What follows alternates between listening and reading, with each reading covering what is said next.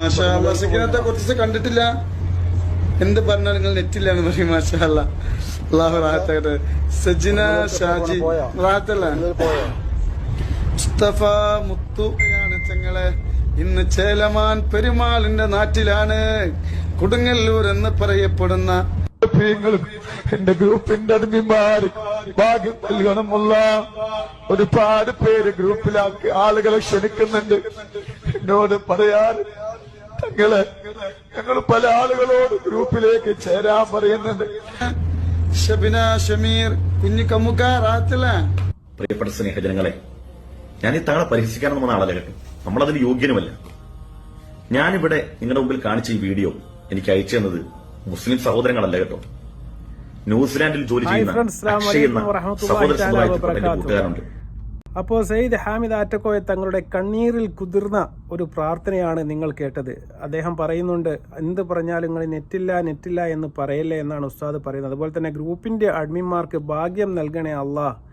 ഒരുപാട് പേര് ഗ്രൂപ്പ് ചേരാൻ വേണ്ടി ക്ഷണിക്കുന്നുണ്ട്, അവർക്കെല്ലാം ഭാഗ്യം നൽകണമെന്നാണ് കണ്ണീരിൽ കുതിർന്നുകൊണ്ട് നമ്മുടെ ഹാമിദ് കോയ ഉസ്താദ് ദുആർക്കുന്നത്. തീർച്ചയായിട്ടും അവർക്കെല്ലാം നല്ല ഭാഗ്യം നൽകട്ടെ. അതുപോലെ തന്നെ ഹാമിദ് ആറ്റക്കോയെ തങ്ങളെ വിമർശിക്കാൻ താൻ ആരുമല്ല എന്നും താൻ അതിന് അർഹനല്ല എന്നും താൻ അതിന് വന്നതല്ല എന്നും അൻസാരി സുഹരി ഉസ്താദ് പറയുന്നുണ്ട്. അതുപോലെ തന്നെ ന്യൂസിലൻഡിൽ നിന്നുള്ള നമ്മുടെ സഹോദര മതത്തിൽപ്പെട്ട ഒരു ഹൈന്ദവ യുവാവ് നമ്മുടെ ഉസ്താദിന് അയച്ചു കൊടുത്ത ഒരു വീഡിയോ ക്ലിപ്പാണിത്. അപ്പോൾ ആരാണ് അക്ഷയ് എന്ന സംശയം നിങ്ങൾക്കുണ്ടാവും. അതും ഉസ്താദ് തന്നെ പറഞ്ഞു തരുന്നുണ്ട്. അദ്ദേഹം ഏറെക്കാലമായി പരിശുദ്ധ ഇസ്ലാമിനെ കുറിച്ച് പഠിക്കുന്നു. നൈരന്തര്യമായി ഞാനുമായി വാട്സപ്പിൽ ബന്ധപ്പെടുന്ന ഒരാളാണ്. ഇസ്ലാമിന്റെ പലതരത്തിലുള്ള തത്വസംഹിതയും പരിശുദ്ധമായ ഇസ്ലാമിന്റെ ലീഡേഴ്സ് ആയിട്ടുള്ള പല ആളുകളുടെ നീതിബോധത്തെക്കുറിച്ചൊക്കെ അദ്ദേഹം കുറിപ്പുകൾ എഴുതി വായിച്ചതിൽ നിന്ന് എനിക്ക് സെൻഡ് ചെയ്യാറുണ്ട്. അദ്ദേഹം ഇന്ന് എനിക്ക് അയച്ചെന്ന വീഡിയോ ആണിത്. ഇപ്പോൾ ഉസ്താദ് പറഞ്ഞത് കേട്ടില്ലേ, ന്യൂസിലൻഡിൽ വർക്ക് ചെയ്യുന്ന എന്നാൽ ഇസ്ലാമിനെ കുറിച്ച് പഠിച്ചു കൊണ്ടിരിക്കുന്ന അതുപോലെ തന്നെ അതിനെക്കുറിച്ച് മനസ്സിലാക്കാൻ വേണ്ടി ശ്രമിച്ചു കൊണ്ടിരിക്കുന്ന ഒരു ഹൈന്ദവ മതത്തിൽപ്പെട്ട ഒരു യുവാവാണ് അക്ഷയ് എന്ന് പറയുന്ന ഈ കക്ഷി. ബാക്കി വാക്യങ്ങൾ കേൾക്കാം.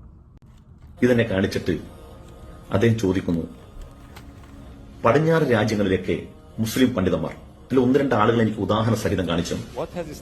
ഈ കണ്ണിന്റെ ഉള്ളിൽ ടാറ്റു ചെയ്ത് ഏലിയൻസ് ആകാൻ വേണ്ടി ജീവിക്കുന്ന അത്രയും തലച്ചോറ് നശിച്ചുപോയ ചിന്താവൈകലുള്ള മനുഷ്യരെ പരിശുദ്ധമായ ഇസ്ലാമിന്റെ സൽപാന്തവലേക്ക് കൊണ്ടുവന്നതിന് ശേഷം അവർ പിന്നീട് പ്രബോധകരായി മാറുന്ന നമ്മുടെ ഹൃദയത്തെ വല്ലാതെ സ്വാധീനിക്കുന്ന തരത്തിലുള്ള ഇൻസ്റ്റാഗ്രാം വീഡിയോ, അതിന്റെ ലിങ്ക് അദ്ദേഹം എനിക്ക് അയച്ചു തന്നു.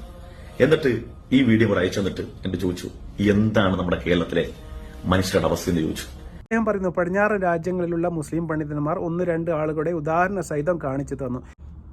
കണ്ണിന്റെ അടിയിലൊക്കെ ടാറ്റു അടിച്ചതിന് ശേഷം ഏലിയൻസ് ആകാൻ വേണ്ടി ജീവിക്കുന്ന അത്രയും ബുദ്ധി നശിച്ച ചിന്താവൈകല്യമുള്ള ആൾക്കാരെ ഇസ്ലാമിലേക്ക് വന്നതിന് ശേഷം അവർക്ക് വന്ന പരിവർത്തനവും അതിൽ വന്ന മാറ്റവും ചൂണ്ടിക്കാണിക്കുന്ന ഒരു വീഡിയോയുടെ ലിങ്കും അതുപോലെ തന്നെ ഈ ഉസ്താദ് നമ്മുടെ ഹാമിദ് ആറ്റക്കോയ തങ്ങൾ ഇപ്പോൾ പ്രാർത്ഥിച്ച ഈ ഒരു വീഡിയോയും നമ്മുടെ അൻസാർ സുഹരി ഉസ്താദിന് അയച്ചു കൊടുക്കുകയാണ് ഉണ്ടായത്. അപ്പോൾ ഇത് രണ്ടും തമ്മിലുള്ള എന്താണ് ഇതിൽ കാണുന്നത് എന്ന് അദ്ദേഹത്തിന് അറിയാത്തത് കൊണ്ടാണ് അദ്ദേഹം ഇതിൻ്റെ കാര്യങ്ങൾ മനസ്സിലാക്കാൻ വേണ്ടി നമ്മുടെ അൻസാർ സുഹരി ഉസ്താദിന് വീഡിയോ അയച്ചു കൊടുത്തത്. ബാക്കി എന്താണ് ഉസ്താദ് പറഞ്ഞത് എന്ന് നമ്മൾ കേൾക്കാം. പണ്ഡിതന്മാരുടെ ജീവിതവും ലക്ഷ്യവും എന്നൊക്കെ പറഞ്ഞാൽ എന്താണെന്ന് കുറഞ്ഞ കാലയളവ് കൊണ്ട് പഠിപ്പിച്ചു പോയ ഒട്ടേറെ ഭാരതന്മാരായ ആളുകൾ നമുക്കുണ്ട്. അവർക്കിടയിൽ അവരുടെ ഓർമ്മകൾ നമുക്ക് നിലനിൽക്കുമ്പോഴാണ് ഇത്തരം വീഡിയോസുകൾ നമുക്ക് മുമ്പിൽ വരുന്നത്. ഒരർത്ഥത്തിൽ നമ്മൾ ഉത്തരമില്ലാതെ സ്തബ്ധരായി പോകാറുണ്ട്. മറ്റു സമുദായക്കാർ ചോദിക്കുന്ന പോലെ എന്താണ് ഇസ്ലാം എന്ന് ചോദിച്ചാൽ, അല്ലെങ്കിൽ ഇസ്ലാം എന്താണെന്ന് അവർക്ക് മനസ്സിലാക്കാൻ അവർ യൂട്യൂബിൽ നടിച്ചു നോക്കിയാൽ അഡ്മിൻ സ്ഥാനത്തിൽ നിൽക്കുന്ന ജമീല താക്ക് വേണ്ടി പ്രത്യേക പ്രാർത്ഥന, ഇന്ന് 1000 പേരെ വാട്സപ്പ് ഗ്രൂപ്പിൽ ചേർത്ത സുൽഫത്ത് താത്താക്ക് വേണ്ടി നിരന്തരമായ കണ്ണീരിൽ കുതിർന്ന പ്രാർത്ഥന, ഉറുമ്പ് കയറിയാലും കടന്നു മൂത്രമൊഴിച്ചാലുള്ള ദിക്റുകൾ, ഇതൊക്കെയാണ് ഇസ്ലാമെന്ന് മറ്റ് സഹോദരങ്ങൾ മനസ്സിലാക്കി പോവുകയാണ്. എന്തിനേറെ അവർ ഊറിച്ചിരിക്കുകയാണ്.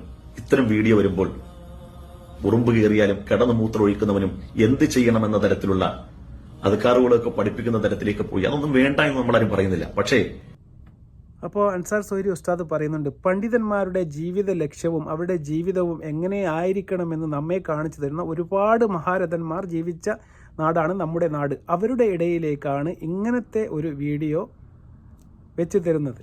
പലപ്പോഴും ഇത്തരം വീഡിയോകൾ മുന്നിലേക്ക് വരുമ്പോൾ ഉത്തരമില്ലാതെ സ്തംഭിച്ചു പോയ അവസ്ഥ വരെ ഉണ്ടായിട്ടുണ്ട് എന്നാണ് അൻസാർ സൂരി ഉസ്താദ് പറയുന്നത്. അതുപോലെ തന്നെ ഇപ്പോഴത്തെ കാലത്ത് യൂട്യൂബിൽ കയറി ഇസ്ലാമിനെക്കുറിച്ച് സെർച്ച് ചെയ്താൽ എന്തൊക്കെയാണ് അതിൽ കാണാൻ വേണ്ടി സാധിക്കുന്നത് എന്ന് ഉസ്താദ് പറയുന്നുണ്ട്. അദ്ദേഹം പറയുന്നുണ്ട്, അഡ്മിൻ സ്ഥാനത്തുള്ള സുബൈദ താത്താക്ക് വേണ്ടി പ്രത്യേക പ്രാർത്ഥന, അതുപോലെ തന്നെ ഇന്ന് ഗ്രൂപ്പിൽ 1000 പേരെ ചേർത്ത സുൽഫത്താത്താക്ക് വേണ്ടി കണ്ണീറിൽ കുതിർന്ന ആർദ്രമായ പ്രാർത്ഥന, അതുപോലെ തന്നെ എറുമ്പ് മൂത്രം ഒഴിച്ചാലും അതുപോലെ തന്നെ കിടന്ന് മൂത്രം ഒഴിച്ചാലും ചെല്ലേണ്ട ദിക്റുകൾ, ഇതെല്ലാമാണ് ഇപ്പോൾ കാണാൻ വേണ്ടി സാധിക്കുന്നത് എന്ന് ഉസ്താദ് പറയുന്നു. അതൊന്നും പറഞ്ഞു കൊടുക്കുന്നതിൽ തെറ്റില്ല.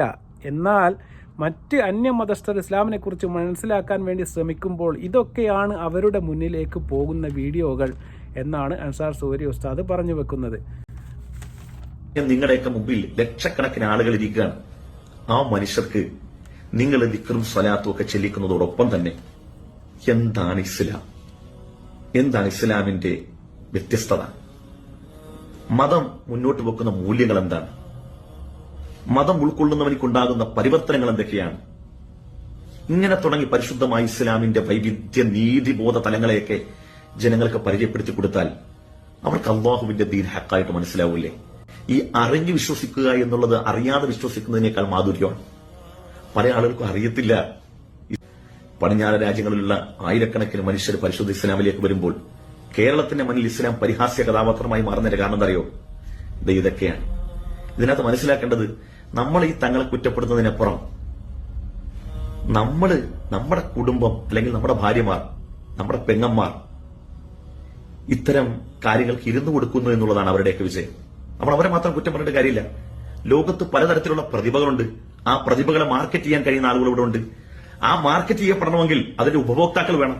അതിന്റെ ഉപഭോക്താക്കൾ ആരാ? എന്റെയും നിങ്ങളുടെയൊക്കെ ഭാര്യമാര്. അപ്പൊ അവരെ നിങ്ങൾ നിയന്ത്രിക്കുകയാണെങ്കിൽ ഒരു പരിധിവരെ ഇത്തരം കച്ചവടം പൂട്ടിപ്പോകുന്നുള്ളതാണ്. അതിനപ്പുറം അദ്ദേഹത്തെ പരിഹസിച്ചും ട്രോളിയും ചീത്ത പറഞ്ഞിട്ട് കാര്യമില്ല.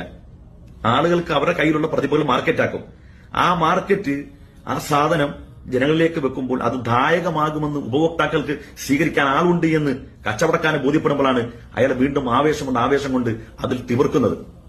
അതിനപ്പുറത്തേക്ക് നമ്മൾ പിൻവലിഞ്ഞാൽ ഇതെല്ലാം ഇവിടെ ശൂന്യമാകും. നിങ്ങൾ മതം പറയൂ, മനുഷ്യരെ മനുഷ്യരാക്കി തീർക്കൂ. അപ്പോൾ ഉസ്താദ് പറയുന്നുണ്ട്, നിങ്ങളുടെ മുമ്പിൽ ലക്ഷക്കണക്കിന് ആളുകൾ ഇരിക്കുകയാണ്. എന്നാൽ അവരോട് ഇസ്ലാം എന്താണ്, ഇസ്ലാമിനെ കുറിച്ച് നിങ്ങൾ എന്താണ് മനസ്സിലാക്കേണ്ടത്, ഇസ്ലാമിലേക്ക് കടന്നു വരുന്ന ആൾക്കാർക്ക് എന്തെല്ലാം പരിവർത്തനങ്ങളാണ് ഉണ്ടാവുന്നത്, എന്തെല്ലാം മൂല്യങ്ങളാണ് ഇസ്ലാം ഉയർത്തിപ്പിടിക്കുന്നത് എന്നൊക്കെ പറഞ്ഞു കൊടുത്താൽ പരിശുദ്ധമായ നമ്മുടെ അള്ളാഹുവിൻ്റെ ദീൻ അത് ഹക്കായി മനസ്സിലാക്കാൻ അവർക്ക് സാധിക്കില്ലേ എന്ന് നമ്മുടെ അൻസാരി ഉസ്താദ് ചോദിക്കുകയാണ്. പിന്നെ ഉസ്താദ് പറയുന്ന ഒരു കാര്യം, അറിയാതെ വിശ്വസിക്കുന്നതിനെക്കാട്ടിലും നല്ലത് അറിഞ്ഞ് വിശ്വസിക്കുന്നത് ആണ് എന്നാണ് ഉസ്താദ് പറയുന്നത്. അതുപോലെ തന്നെ നമ്മുടെ ഉമ്മമാരും അതുപോലെ തന്നെ പെങ്ങന്മാരും അതുപോലെ തന്നെ നമ്മുടെ ഭാര്യമാരും ഇത്തരം വ്യാജന്മാരുടെ മുന്നിൽ ഇരുന്ന് കൊടുക്കുന്നത് കൊണ്ടാണ് അവർക്ക് അവരുടെ പ്രൊഡക്റ്റ് വിൽപ്പന ചെയ്യാൻ വേണ്ടി സാധിക്കുന്നത് എന്നാണ് പറയുന്നത്. വിഭവം കയ്യിലുള്ള ആൾക്കാർ അത് വിൽപ്പന ചെയ്യാൻ വേണ്ടി ഏത് മാർഗവും സ്വീകരിക്കുമെന്നും അത്തരം ആൾക്കാരുടെ ഇടയിലേക്ക് നമ്മൾ അവർക്ക് അവരുടെ മാർക്കറ്റ് ചെയ്യാൻ വേണ്ടി ഇരുന്ന് കൊടുക്കുന്നതാണ് ഏറ്റവും വലിയ തെറ്റ് എന്നാണ് ഉസ്താദ് പറയുന്നത്. അത് സത്യസന്ധമായ ഒരു കാര്യമാണ്.